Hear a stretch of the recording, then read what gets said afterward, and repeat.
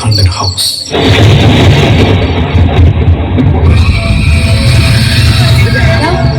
നീ ഇതെന്തിനുള്ള പുറപ്പാടാ? കണ്ടോ, നീ വിശ്വസിച്ചില്ലെന്ന് എനിക്കറിയാം.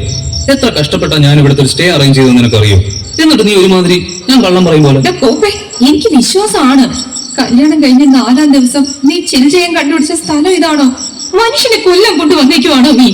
അങ്ങനെ ഒരു പേടി നിനക്ക് തോന്നുന്നുണ്ടെങ്കിൽ നമുക്ക് ഈ സ്റ്റേ നന്നായിട്ട് എൻജോയ് ചെയ്യാൻ പറ്റും. എന്നിട്ട് നീ എന്നോട് പറഞ്ഞിട്ട് വന്ന അതിന്റെ ഒരു ത്രില്ല് പോകില്ലേ? ഇപ്പൊ തന്നെ സർപ്രൈസ് ആയില്ലേ? പിന്നെ ഇത്തരത്തിൽ എക്സ്പീരിയൻസ് ഒക്കെ എൻജോയ് ചെയ്യണമെങ്കിൽ ആദ്യം നമുക്ക് ഭയക്കാനുള്ള ഒരു മൈൻഡ് സെറ്റ് ഉണ്ടാവണം.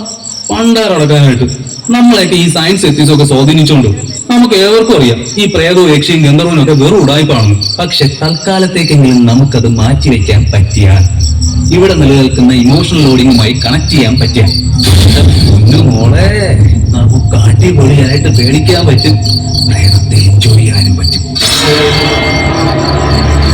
അല്ലെങ്കിൽ എനിക്ക് നല്ല പേടിയുണ്ട്. നിന്റെ ഭാഗ്യം.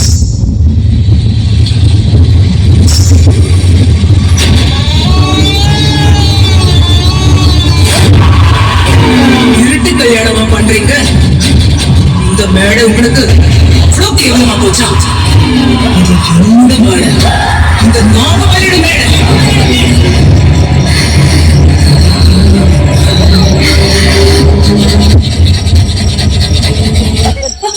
Wow, what a terrible ambience. സുന്ദരം, എനിക്ക് ഈ വീടും ചുറ്റുപാടും ഒക്കെ കണ്ട് ശരിക്കും കിളി പോയി തുടങ്ങിയിട്ടുണ്ട്.